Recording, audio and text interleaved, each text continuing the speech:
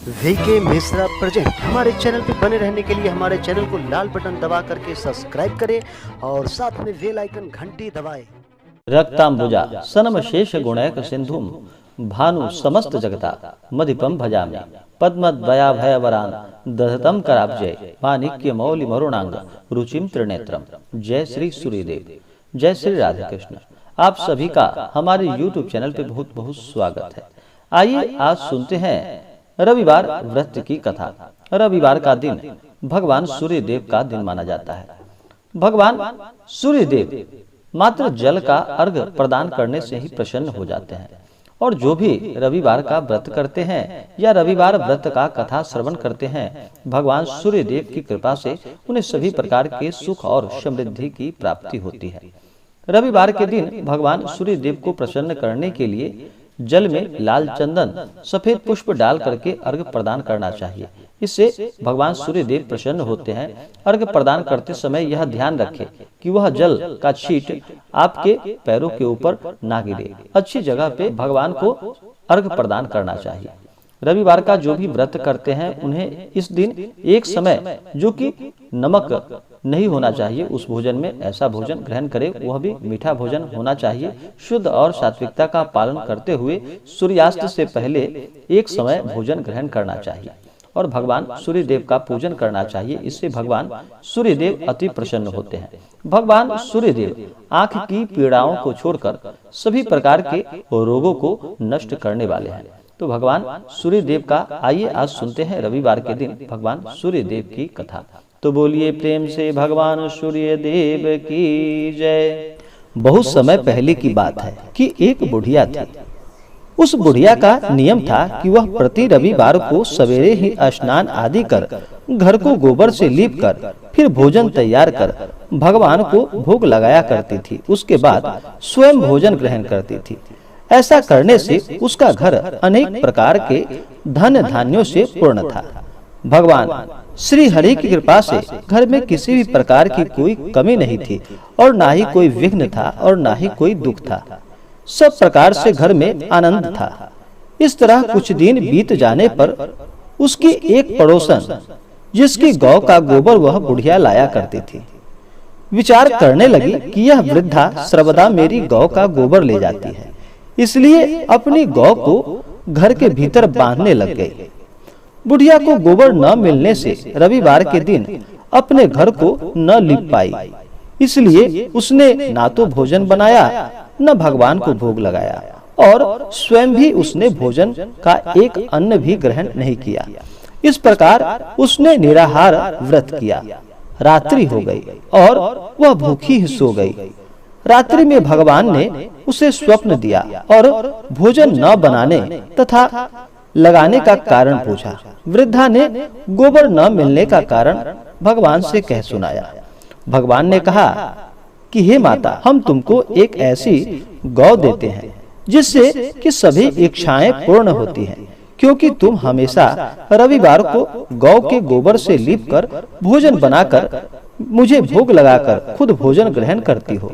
इससे मैं बहुत प्रसन्न हूँ और तुमको वरदान देता हूँ। निर्धन को धन और बांझन स्त्रियों को पुत्र देकर दुखों को दूर करता हूँ तथा अंत समय में उन्हें मोक्ष प्रदान करता हूँ। स्वप्न में ऐसा वरदान देकर भगवान वहां से अंतर ध्यान हो गए और वृद्धा की आंखें खुली तो वह देखती है कि आंगन में एक अति सुंदर गौ और बछड़ा बंधा हुआ है। वह गाय और बछड़े को देखकर अति प्रसन्न हुई और उसको घर के बाहर बांध दिया और वहीं खाने को चारा डाल दिया। जब उसकी पड़ोसन बुढ़िया ने घर के बाहर एक अति सुंदर गौ और बछड़े को देखा तो द्वेष भाव के कारण उसका हृदय जल उठा और उसने देखा कि गाय ने सोने का गोबर दिया है, तो वह उस गाय का गोबर वहां से उठाकर ले गई और उस गोबर सोने के गोबर की तरह ही अपना गाय का गोबर वहां पे रख गई। वह नित्य प्रतिदिन ऐसा ही करती रही और सीधी सादी बुढ़िया को इसकी कोई खबर ना थी। तब सर्वव्यापी ईश्वर ने सोचा कि चालाक पड़ोसन के कर्म से बुढ़िया ठगी जा रही है, तो ईश्वर ने संध्या के समय अपनी माया से बड़े जोर शोर से आंधी चला दी। बुढ़िया ने आंधी के भय से अपनी गौ को भीतर बांध लिया और प्रातः काल जब वृद्धा ने देखा कि गौ ने सोने का गोबर दिया है तो उसके आश्चर्य का ठिकाना न रहा। वह प्रतिदिन गौ को घर के भीतर ही बांधने लगी। उधर पड़ोसन ने देखा कि बुढ़िया गौ को घर के भीतर बांधने लगी है और उसका सोने का गोबर उठाने में नहीं बन पा रहा था, तो वह ईर्ष्या और दाह से जल उठी और कुछ उपाय न देखकर पड़ोसन ने उस देश के राजा की सभा में जाकर कहा कि हे महाराज, मेरे पड़ोसन में एक वृद्धा के पास एक ऐसा गौ है जो आप जैसा राजाओं के पास ही रहने योग्य है। वह नित्य सोने का गोबर देती है।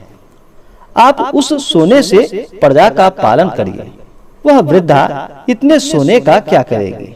राजा ने यह बात सुनकर अपने दूतों को वृद्धा के घर से गौ लाने की आज्ञा दे दी। वृद्धा प्रातः काल ईश्वर को भोग लगाकर भोजन ग्रहण करने ही जा रही थी कि राजा के दूत वहां पर आए और गौ खोलकर वहां से ले गए। वृद्धा काफी रोई चिल्लाई, किंतु कर्मचारियों ने कुछ भी उसकी एक ना सुनी। उस दिन वृद्धा गौ के वियोग में भोजन न खा सकी और रात भर रो रो कर ईश्वर से गौ को पुनः पाने के लिए प्रार्थना करने लगी। उधर राजा गौ को देखकर बहुत प्रसन्न हुआ, लेकिन सुबह जैसे ही उठा तो सारा महल गोबर से भरा हुआ दिखाई देने लगा। राजा यह देखकर घबरा उठा। भगवान ने रात्रि में राजा को स्वप्न में कहा कि हे राजा, गाय वृद्धा को लौटाने में ही तेरी भली है। उसके रविवार के व्रत से प्रसन्न होकर मैंने उसे इस गौ को प्रदान किया है। प्रातः होते ही राजा ने वृद्धा को बुलाकर बहुत से धन के साथ और सम्मान सहित उसे गौ बछड़ा लौटा दिया। उसकी पड़ोसन को बुलाकर उचित दंड दिया। इतना करने के बाद राजा के महल से सभी गंदगी दूर हो गई।